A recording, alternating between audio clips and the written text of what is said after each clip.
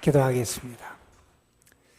하나님, 우리의 마음, 우리의 삶, 또한 우리가 걸어갈 우리의 인생의 미래도 다 하나님께 올려드립니다. 하나님, 우리가 드리는 예배, 찬양, 기도, 우리의 감사를 받으시고 하나님의 선하신 손길로 우리의 삶을 다스리시고 이끌어 주옵소서.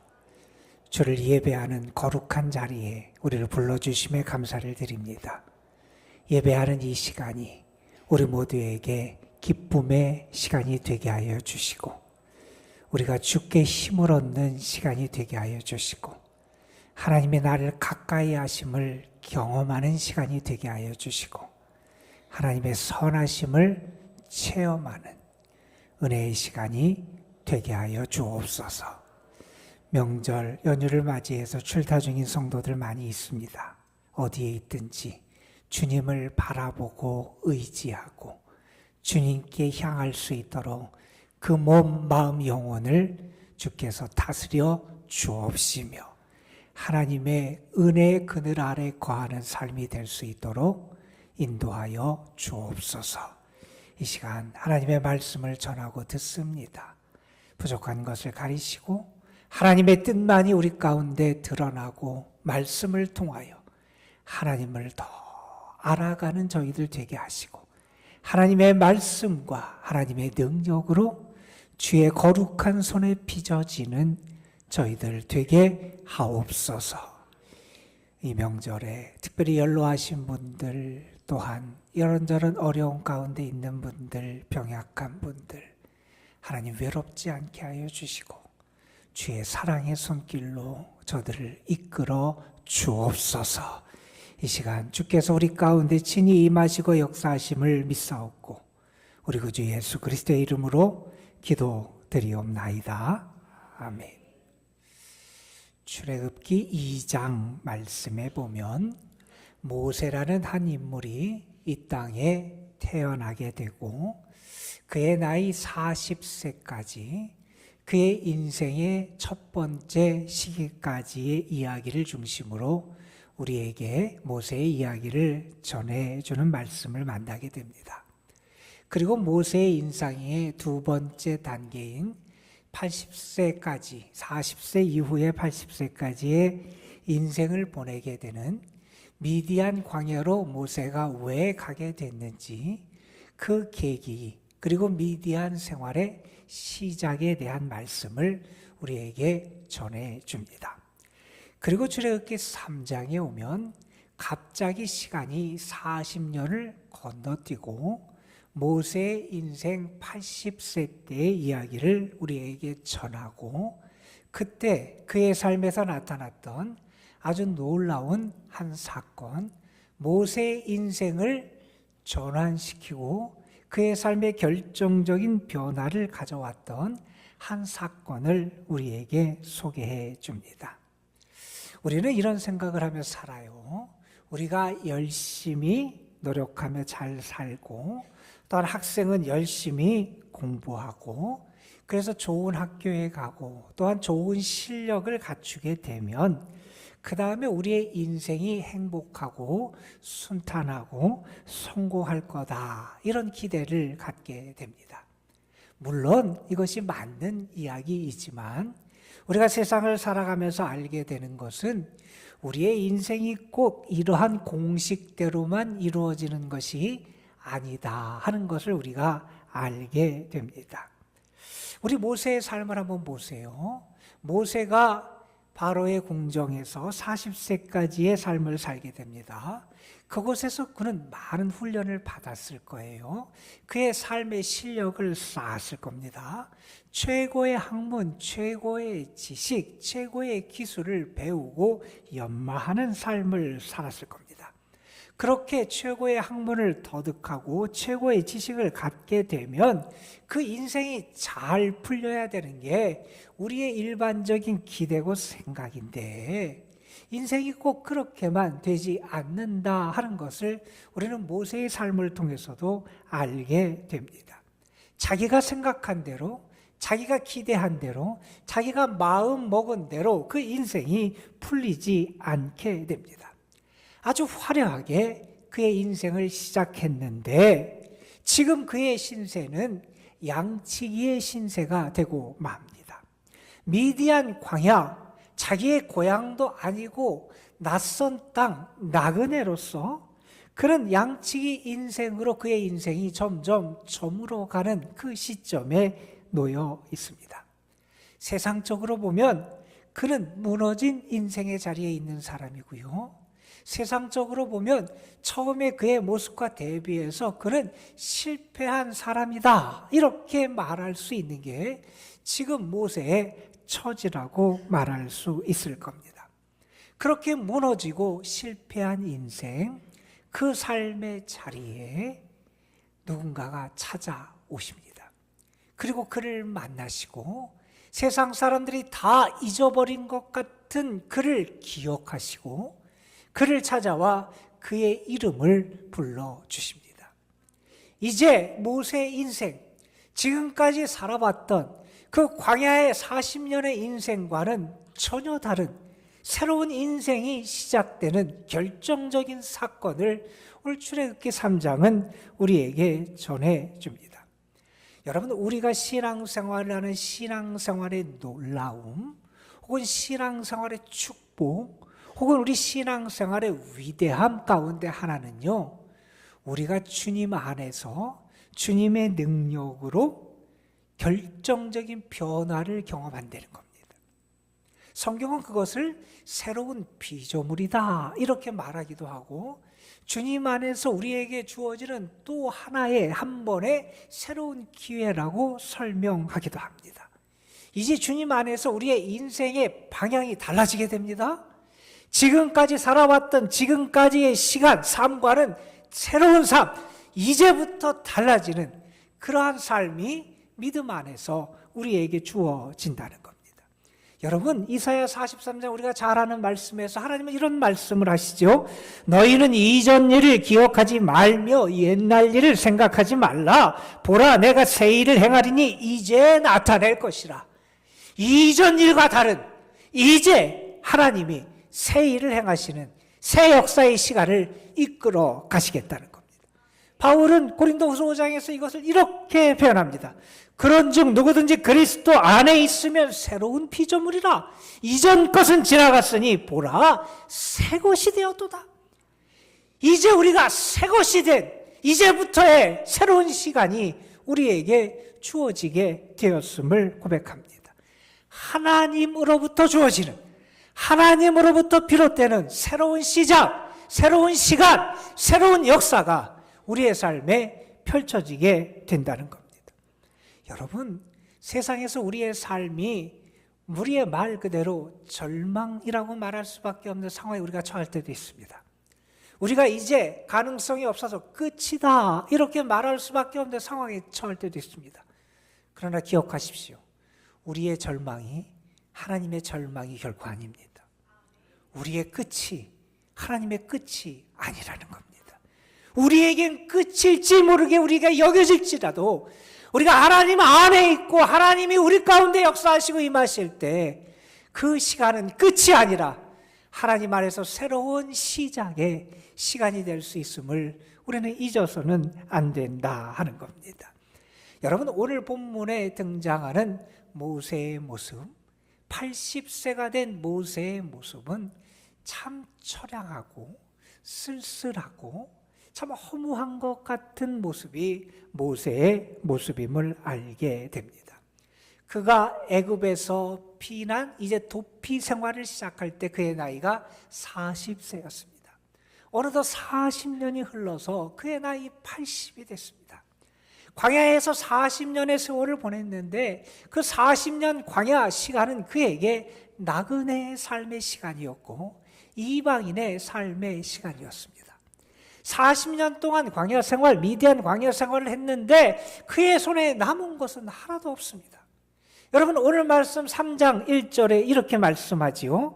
모세가 그의 장인 미디안 제사장 이드로의 양떼를 치더니 40년 동안 양을 돌보고 양을 이끌고 양떼를 먹이는 삶을 살았는데 지금 먹이고 있는 양도 그의 양이 아니라는 겁니다. 그의 소유가 아니에요. 여전히 그는 남의 양을 치고 있고 남의 양을 돌보는 그런 신세에 머물고 맙니다. 광야에서 양치기 생활 40년의 시간을 보냈습니다. 그런데 그의 손에는 아직 남아있는 게 아무것도 없습니다.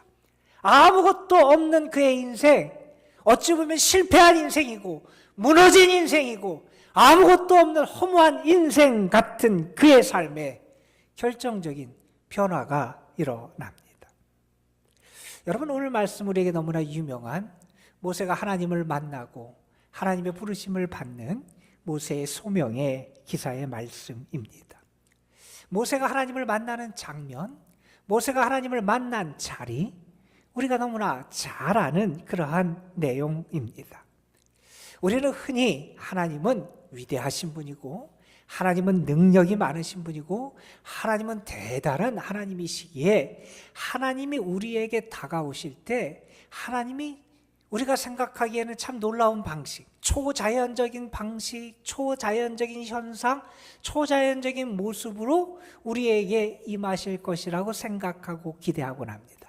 물론 성경에 보면 하나님께서 아주 불꽃 가운데, 때로는 아주 큰 영광의 빛 가운데, 때로는 시편에 있는 대로 땅을 뒤흔드는 것 같은, 천지가 진동하는 지진 같은 그러한 현상 가운데 하나님 우리에게 임하시기도 합니다. 그런데 여러분, 하나님이 하나님의 사람을 만나고 하나님의 능력으로 사람을 부르시는 그런 장면들 가운데 많은 장면들은요, 아주 평범한 삶의 자리, 평범한 일상의 시간 속에 하나님이 오시고 그런 사람들을 만나셨음을 우리가 알게 됩니다.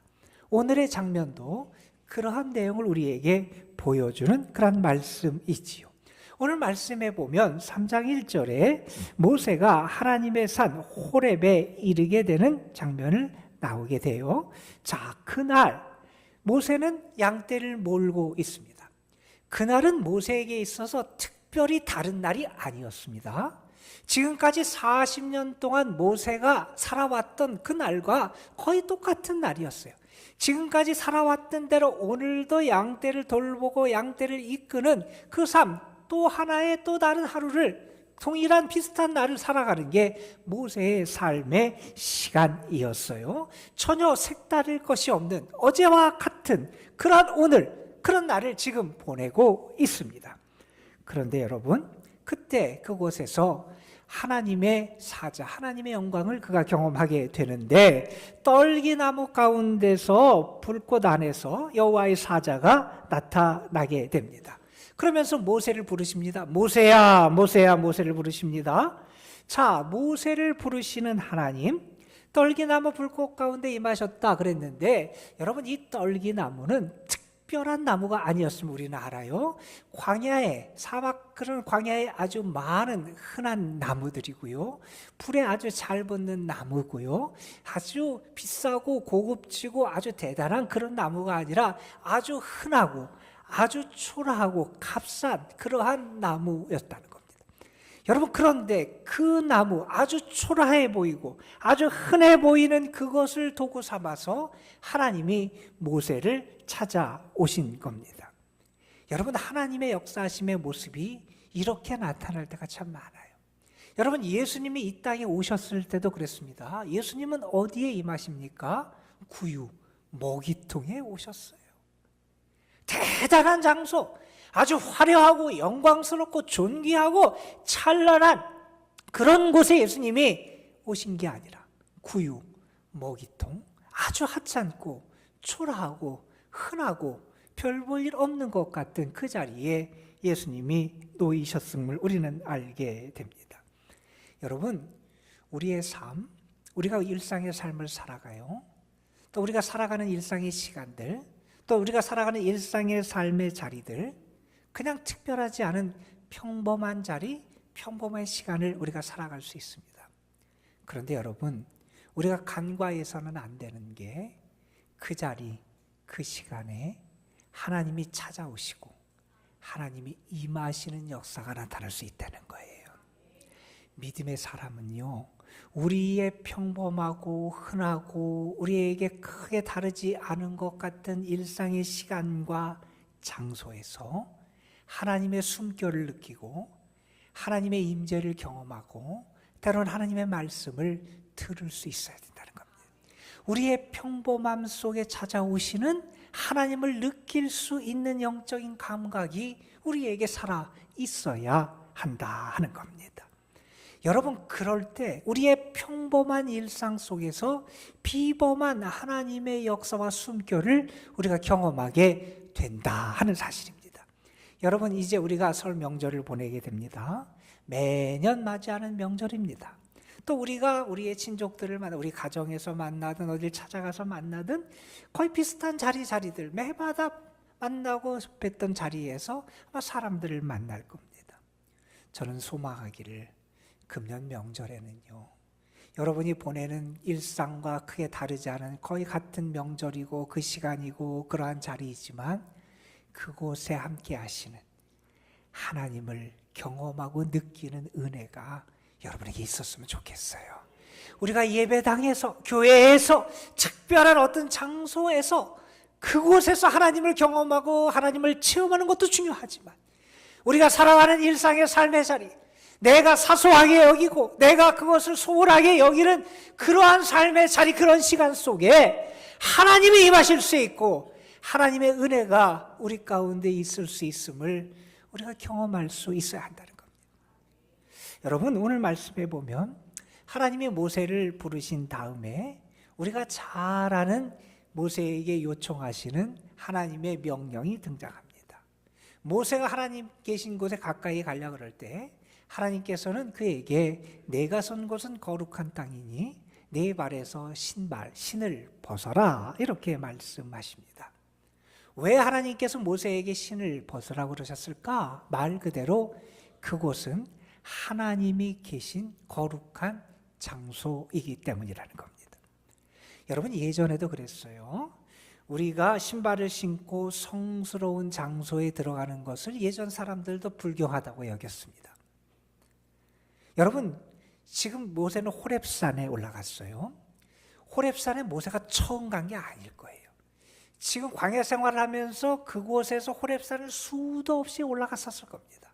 수도 없이 그 산에 자기 양떼를 이끌고 양떼를 먹이고 양떼와 함께 그 산에 오르고 내렸을 거예요.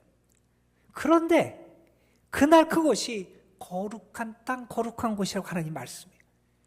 지금까지 올라갔던 똑같은 산이고 똑같은 땅인데 왜 거룩하냐? 그곳에 하나님이 함께 하시기 때문이라는 거예요.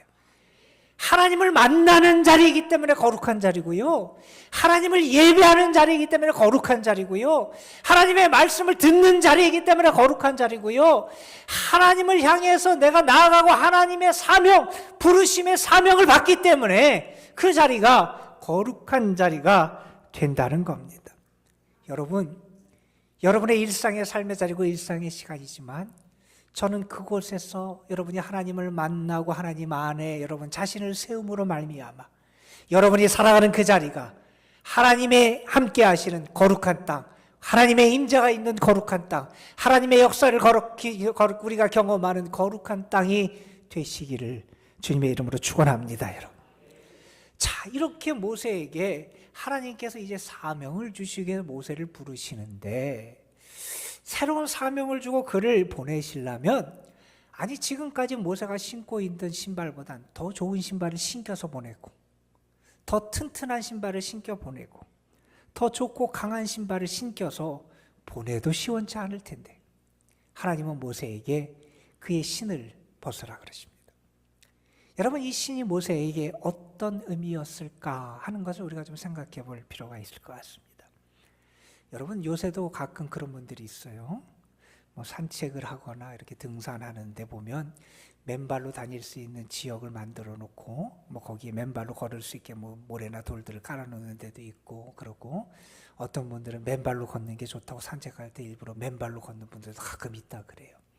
그런데 여러분, 우리가 신발을 신지 않고 우리의 일상의 삶을 산다고 생각해 보세요. 조금만 걸어도 발에 뭐가 찔릴 거고요, 그래서 아파할 거고요, 불편해서 견딜 수 없을 겁니다. 여러분, 모세에게서 신발은 그의 발을 보호해 주는 거였어요. 그 신발을 신고 모세는 모래 사막길도 걸었을 거고요. 아주 황량한 땅 광야길도 걸었을 거고요. 돌이 많은 산도 그 신발을 신고 올라가고 거닐었을 겁니다. 그 신발은 모세에게 모세의 삶을 보호해주고 지켜주는, 다시 말해서 모세가 의지할 수 있는 중요한 도구였던 게 신발입니다. 여러분, 우리에게도 신발의 의미는 다르지 않을 겁니다. 우리는 이런저런 신발을 신고 살아가요. 때로는 건강이라는 신발을 신고, 때로는 물질이라는 신발을 신기도 하고, 때로는 나의 경험이라는 신발을 신고 살아가기도 하고요. 때로는 지식 혹은 힘이라는 신발을 신고 살아가기도 합니다. 우리는 그 신발을 신으면 그 신발이 나를 보호해 준다고 생각을 합니다. 그 신발을 신으면 내가 여기저기 다닐 수 있다고 생각을 합니다. 여러분, 우리의 인생을 한번 돌이켜 보세요. 내가 이런저런 신발을 신고 지금까지 너무 함부로 돌아다닌 것은 아닌지 한번 생각해 볼 필요가 있습니다. 내가 그 좋은 신발을 신었으니 못 갈 데가 없다, 이런 생각을 하면서 가서는 안 될 곳을 다닌 적은 없는지 한번 생각해 보자는 겁니다. 여러분, 모세가 벗어야 될 신발은요, 이러한 신발이었어요. 내가 그 신발을 신으면 내가 안전할 거다. 그 신발을 신으면 못 갈 데가 없다. 그 신발을 신으면 어디든지 갈 수 있다. 이렇게 생각하며 신었던 그의 신발, 그의 교만, 오만의 신발을 하나님은 벗으라고 요구하고 계신 겁니다. 혹시 여러분은 그렇지 않습니까? 여러분이 가진 것, 그것이 여러분을 보호하고 어디를 가든지 지켜주고 그 신발을 신고 내 마음대로, 내 뜻대로 그렇게 걷고 있는 게 혹시 우리의 모습은 아니냐는 겁니다. 하나님 앞에 서면요, 그 교만의 신발을 벗을 수 있어야 한다는 겁니다. 여러분, 그 반대의 경우도 한번 생각해 보십시오. 여러분, 사실 모세가 40년 전 애굽에서 있었을 때를 한번 생각해 보십시오. 그는 실패자가 되고, 그래서 결국 도망자의 신세로 광야 40년의 세월을 살아가게 됩니다. 모세의 마음속에는 여전히 실패의 쓰라림이 있을 겁니다. 그의 마음속에는 이 광야 40년의 세월을 살아가면서 절망과 좌절의 그러한 시간을 보내는 삶을 살았을 겁니다. 어찌 보면 모세에게 여전히 남아있는 또 다른 신발은 절망의 신발, 좌절의 신발, 열등감의 신발, 자기 비하의 신발, 세상을 향한 원망과 불평의 신발이었을지 모릅니다. 여러분, 우리가 하나님을 만나고 하나님의 존전에 서게 되면 이 신발도 벗어야 됩니다. 나를 지켜줄 것처럼 여겨서 내가 그 실을 신고 마음대로 다녔던 교만, 오만, 이러한 신발도 벗어야 되지만 나의 삶을 얽어매고 내 삶의 족쇄가 되어 있는 절망과 불평과 낭망의 신발도 벗어버릴 수 있어야 한다는 겁니다.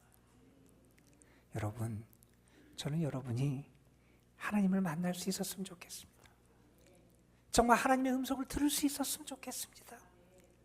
여러분이 정말 지금까지 신고 있었던 그러한 세상의 신을, 그 신발을 하나님을 만나고 하나님 앞에서 벗어버릴 수 있는 그런 은혜가 있게 되기를 주님의 이름으로 축원합니다. 자, 이렇게 하나님이 모세에게 신발을 벗으라 요청하신 다음에 하나님은 모세에게 어떤 말씀을 하시냐면 하나님 자신을 소개하십니다. 오늘 말씀 6절에 보면 하나님은 이렇게 말씀하세요. 나는 내 조상의 하나님이니 아브라함의 하나님, 이삭의 하나님, 야곱의 하나님이다. 이런 말씀을 하세요. 이 말씀의 첫 번째 뜻은 이런 걸 겁니다. 너희 조상들 아브라함과 이삭과 야곱에게 말씀하셨던 하나님이 지금 너에게 말씀하는 그 하나님이라는 거예요. 아브라함과 이삭과 야곱에게 은혜를 주시고 역사하신 하나님이 지금 너에게 은혜를 주시고 역사하신 하나님이라는 거예요. 그 하나님은 동일하신 하나님, 그 하나님은 여전히 일관되게 역사하시는 그 하나님임을 내가 알라는 겁니다. 또한 여러분 이런 의미도 있습니다. 아브라함과 이삭과 야곱은 어떤 사람입니까? 하나님의 구원의 역사에 아주 중요한 역할을 했던 그런 사람들입니다.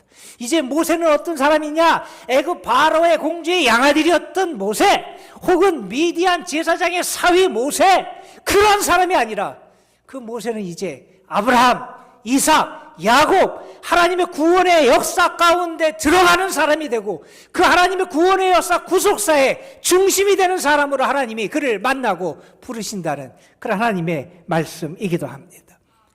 여러분, 이 하나님을 만난 다음에 모세가 어떻게 합니까? 자기 얼굴을 가립니다. 두려움으로 자기 얼굴을 가려버립니다. 지금까지 그는 평소와 똑같은 하루를 보내고 있었습니다. 평소와 다름없는 그의 일상의 시간, 일상의 장소에서 삶을 보내고 있었습니다. 그런데 오늘이 다른 날임을 알게 됩니다. 이 장소가 다른 장소임을 알게 됩니다. 내가 경험하는 게 내가 매일매일 경험했던 것과는 철저하게 다른 사건임을 알게 됩니다. 왜요? 하나님을 만났거든요. 하나님을 만났거든요. 나의 일상의 삶의 일상의 시간 속에서 나에게 찾아오시고 이 무너진 인생을 다시 만나시고 일으키시는 하나님을 만났거든요. 그의 평범한 일상의 삶에서 비범하고 놀라운 하나님의 역사하심에 그를 부르신 하나님을 경험하게 됩니다. 여러분, 여러분에게도 이러한 은혜가 있게 되길 간절히 소망합니다. 하나님은요, 저 멀리에만 계신 하나님이 아니세요. 우리 일상의 자리에서, 때로는 실패하고 무너진 인생의 자리에서 우리를 만나시고 우리에게 다가오시는 분이 하나님이세요. 그게 놀라운 하나님의 역사라는 겁니다.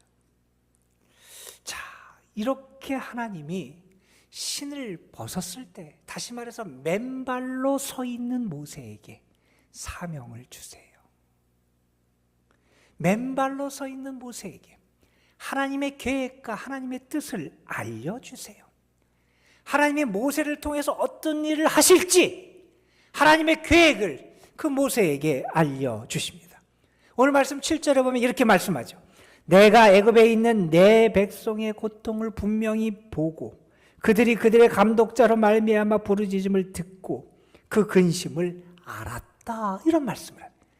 이스라엘 백성, 애굽에서 고통당하고 있는 저들을 뭐라고? 내 백성이라고 하나님 말씀하세요. 그리고 또 말합니다. 내가 그들의 고통을 봤는데 뭐라고 말해요? 분명히 봤다는 거예요.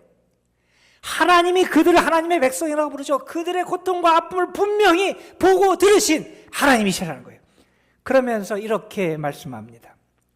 내가 내려가서 그들을 애굽인의 손에서 건져내겠다 말씀하시고 9절에 보면 모세를 이제 보내시면서 말씀합니다. 이제 가라.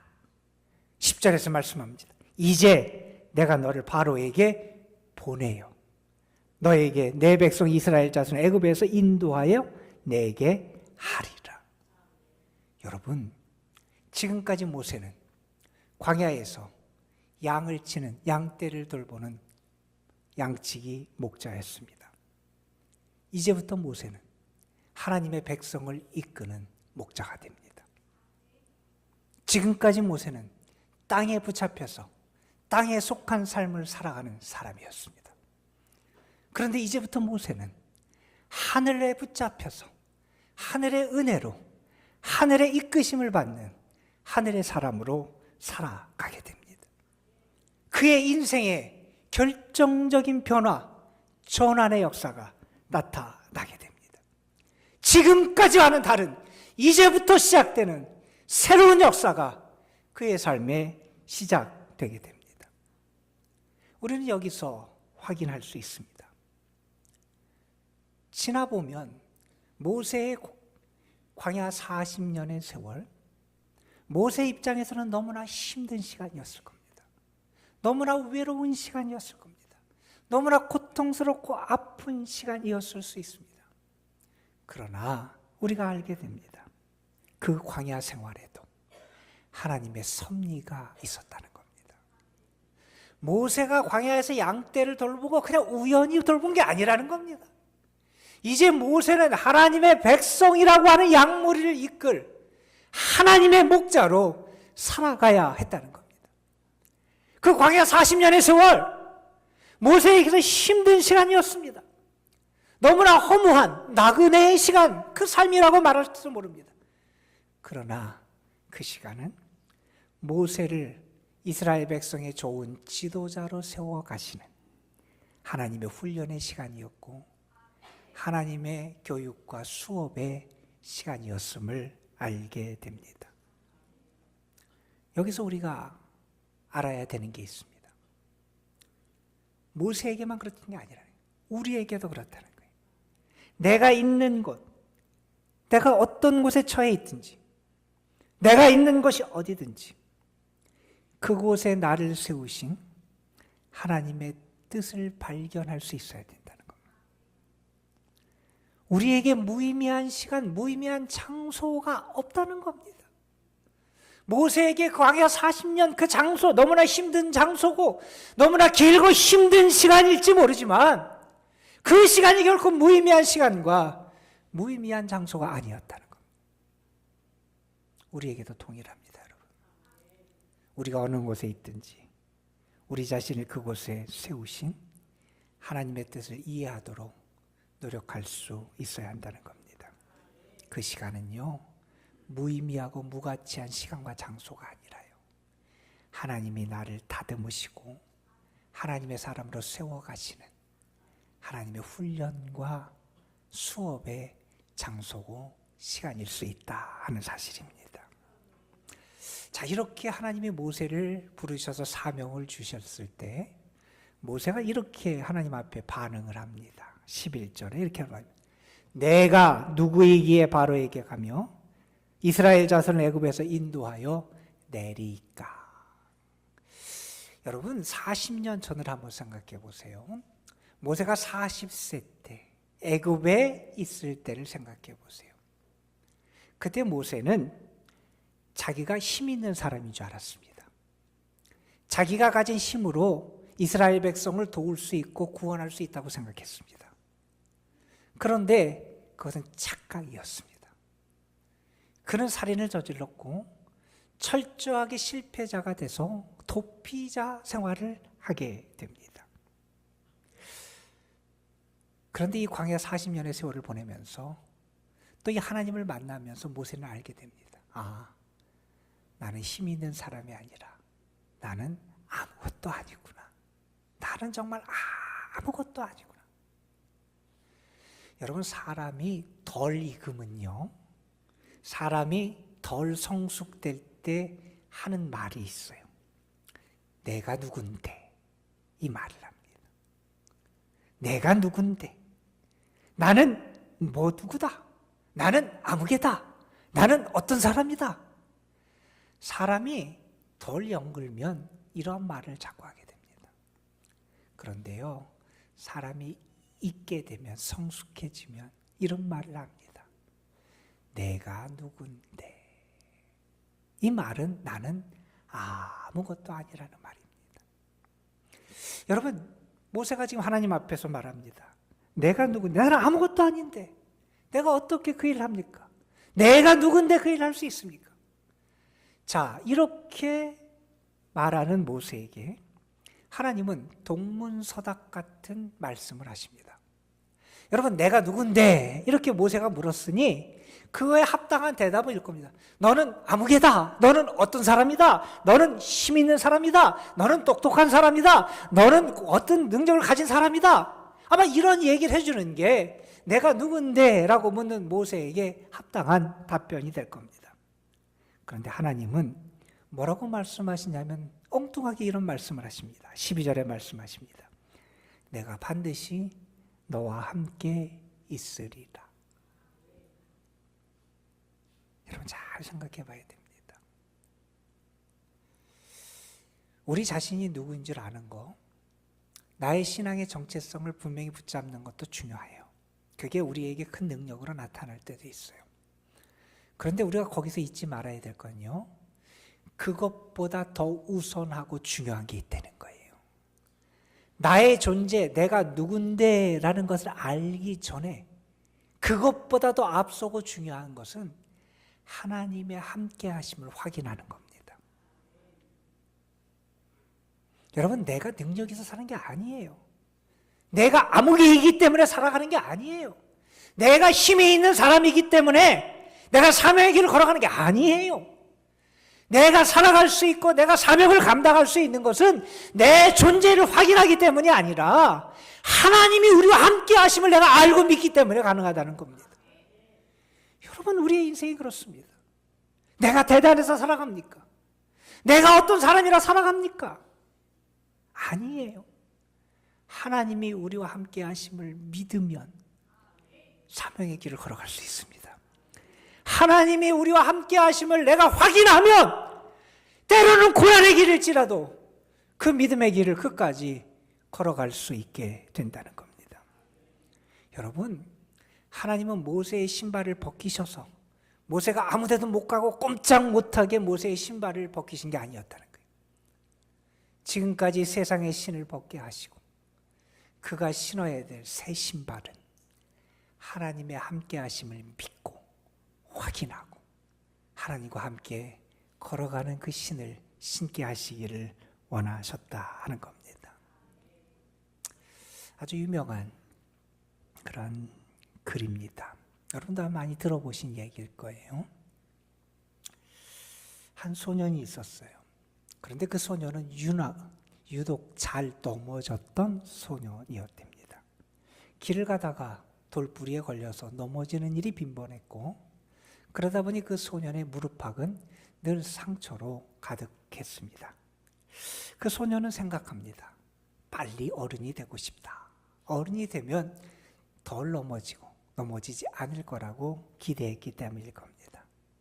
시간이 지나면서 언제부터인가 소년이 넘어지는 횟수가 줄어들었고, 또 얼마의 시간이 지나면서 이제 거의 넘어지는 일이 없게 됩니다. 그러면서 이 소년은 생각합니다. 아, 내가 이제 어른이 됐나 보다. 이렇게 생각을 합니다. 그런데 얼마 지나지 않아서 자기가 넘어지지 않은 진짜 이유를 알게 됩니다.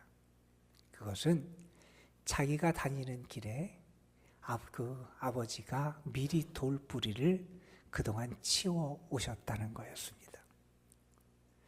그 사실을 알게 된 다음에 이 소년이 이런 고백을 하는 것으로 책에서 기록합니다.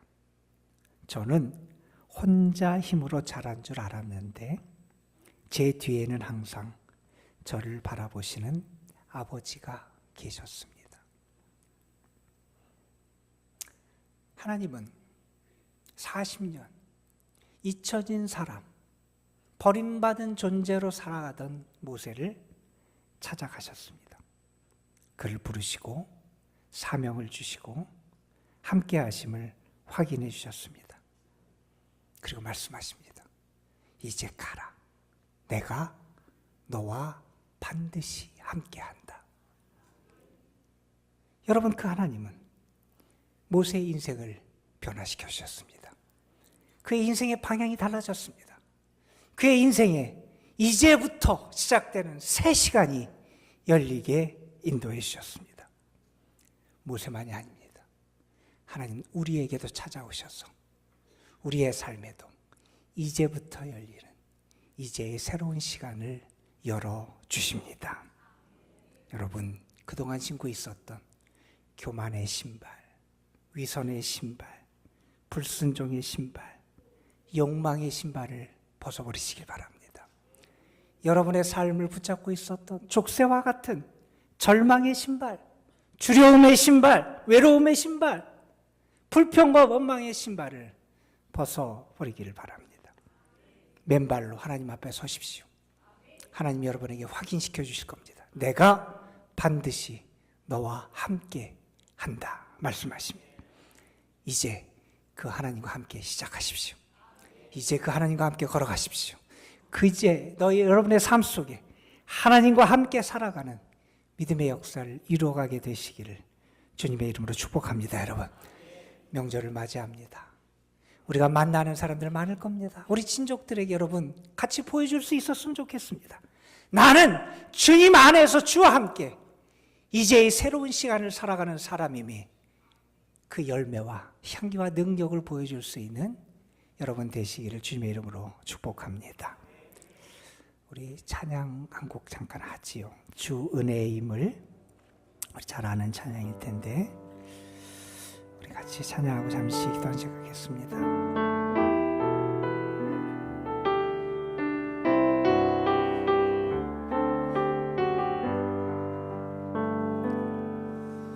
주 나의 모습 보네 상한 나의 맘 보시네 주 나의 눈물 안에 홀로 울던 맘 아시네 주 사랑 내게 있네 주 사랑 내게 있네 그 사랑이 날 세우네 주 은혜 내게 있네 그 은혜로 날 세우네 세상 소망 다 사라져가도 주의 사랑은 끝이 없으니 살아가는 이 모든 순간이 주의 힘을 아는 민 주 나의 모습 보네 주 나의 모습 보네 상한 나의 맘 보시네 주 나의 눈물 안에 홀로 울던 맘 아시네 주 사랑 내게 있네 주 사랑 내게 있네 그 사랑이 날 채우네 주 은혜 내게 있네 그 은혜로 날 세우네 세상 소망 다 사라져가도 주의 사랑은 끝이 없으니 살아가는 이 모든 순간이 주의 힘을 나는 세상 소망 세상 소망 다 사라져가도 주의 사랑은 끝이 없으니 살아가는 이 모든 순간이 주의 힘을 나는 믿네 오늘 우리에게 주신 말씀 기억하면서 우리 잠시만 기도하는 시간 갖겠습니다. 세상의 소망은 다 사라져가도 주의 사랑은 끝이 없습니다. 그 사랑이 우리를 찾아오시고 만나시고 세우시고 우리에게 새로운 시간을 열어주십니다. 내가 그 하나님을 바라보고 그 하나님을 체험하고 하나님과 이제의 새로운 시간을 시작할 수 있도록 인도하여 주옵소서. 우리 잠시 말씀 붙잡고 기도합니다. 은혜의 아버지 하나님, 우리 끌어주시면 감사합니다. 우리를 불러주시면 감사합니다. 아버지, 실패했다고 무너졌다고 지금까지 세상의 방식과 세상의 것을 의지하며 살았던 우리들, 이제 하나님을 만나 우리의 삶의 새로운 시간이 열려지고 시작될 수 있도록 인도하여 주옵소서. 지금까지의 인생과 다른 이제 새로운 시간이 우리에게 열려질 줄 믿습니다. 아버지 하나님, 세상적인 방 세상의 소망은 사라지지만 주의 사랑과 은혜가 끝이 없음을 믿는 자들, 그 주님이 우리를 그렇게 새롭게 빚어가시고 인도해 주실 줄 믿습니다.